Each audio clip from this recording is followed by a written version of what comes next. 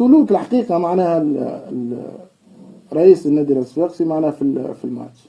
قطع النظر أنا من معناها اليوم كي تشوف الناس كيفاش بتحكي معنا الواحد ما يقبلش معناها حاجات. النادي الصفاقسي على عبر تاريخه، وأنا لهنا راني لا أمثل أحد، أمثل ولا نفسي. اللي يحب يسمع، اللي يحبش ما يسمعش، ينجم يسكر الوحدة. معناها مش قضيتي، معناها ما عنديش مشكلة مع حد وما يهمني في حد، معناها ولو ما نيش نفركس باش نرضي حد، ولا نحب واحد يتكلم فيه بالكدا، لا من الجهة هذه ولا من الجهة هذه، معناها باش نبداو واضحين. معناها باش الواحد كل سواء يتكلموا بالباهي ولا يتكلموا بالخايب، لكن الحق معناها تقول لي تعمل بريسيون او انت دفعت عن النادي الصفاقسي او اي شيء كان اوكي، مفهوم هذا انه رئيس يدافع على حقوق جمهوريته بالمعروف او بالمشروع. وشفنا من بعض الاحيان انه رئيس يهبط يحكي مع اربيتر او كذا او اللي هو فهمت.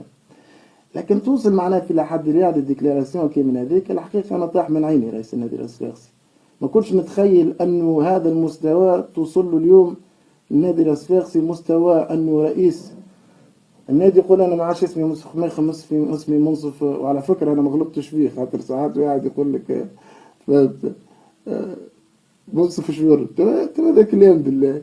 بالله تو العاقلين معناها اللي قاعدين في صفاقس عاجبهم الحال، اللي دافعوا على هذه معناها النادي الرسمي، هذه الكوره معناها اللي نحبوها. كنت سؤال راني بارتو. انا ما ننساش انه زاد رئيس ليتوان معناها رضا شرف الدين شنو قال عامين التالي على البطوله. ما نحبش نتكلم كلام خايب. وننساش حسين جنيح شنو قال زاد في كلام خايب وترى شنو كذا، معناها الكل نعرفوه هذا. اسكو هذوما المسؤولين يستحقوا باش يكونوا مسؤولين؟ يستحقوا باش يكون في قيمة معناها؟ أنا سمعت مرة ديكلاراسيون والله أعلم من صحتها، قال رضا شرف الدين أنا ما كنتش نتصرف كنت نتصرف كمحب. اليوم وليت نتصرف كمسؤول. وهذه الحقيقة معناها كان يتصرف كمحب، لأنه المسؤول. أنا سمعت مثلا ديكلاراسيون للنجاح، قال غازي عبد الرزاق، تو نرجع للمسؤول من بعدي، قال غازي عبد الرزاق سب شخصي به هو جوار وانت مسؤول. معناه هذا حتى كان هو سب لا ينزل المسؤول لدرجة اللاعب خاصة بعد ماتش بريسيون واحد كل شيء. معناه المسؤول يبقى ديما عنده مسؤولية الجمعية، مسؤولية الجهة. وانت علاش اليوم كل جهة تتفخر تقول كل جهة تتفخر بأنا صفاقسي يا أخي.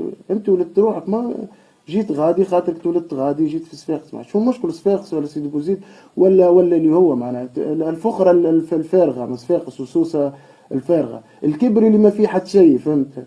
تكبر بالفارغ.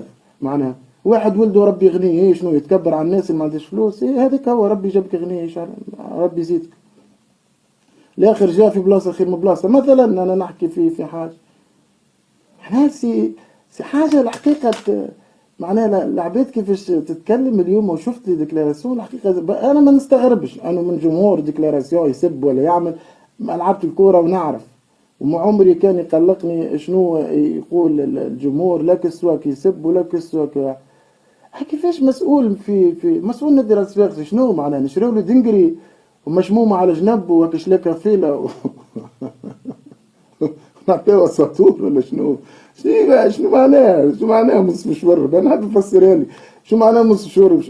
احنا في تونس تلمو العباد ما عادش تتفرج على تلمو تلوثت التلافس في تونس على المستوى الاخلاق في بعض برامج. اكيد مانيش نعمم في الكل معناها باش ما نقول، في بعض برامج كلام زايد وكلام من حزام اللوطه وترى شنو في بعض البرامج. على الاقل يجي لحد الرياضي يبداو يتفرجوا فيه يقولوا خلينا نتفرجوا على الكوره اموها نتفرجوا شويه بويسكي الناس ثم برشا برامج ما عادش تتفرج فيها. يجي يتفرج في ماتش كوره يسمع كلام من كلام معنى انا مانيش ضد انه يتكلم يقول الاربيتر او يتكلم تقول وديعه جريئه او هذه دافع على جمعيتك. شنو المشكل باش تدافع على جمعيتك؟ معلش دافع على جمعيتك في كلام خايب، ما نعرفش في حالته هو ولا مش في حالته، لكن بتعمل انت رئيس النادي الرياضي الصفاقسي. فانت كيفاش تسمح عن نفسك باش تتكلم كيما يتكلم جمهور؟ مع كل احترامي معناه، مع كل احترامي لبعض الجماهير اللي تبدا قاعده من فيراج يسب ولا يعمل رياكسيون، هذاك جمهور. ما انا اليوم يسبوا فيا نهار كامل هاي الجمهور.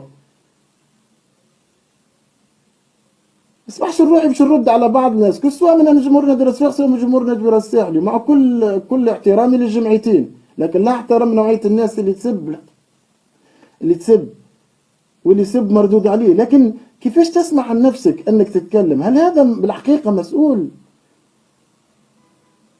هل هذم مسؤولين يستحقوا باش يكونوا معناها على زوج جمعيات من اكبر الجمعيات في تونس؟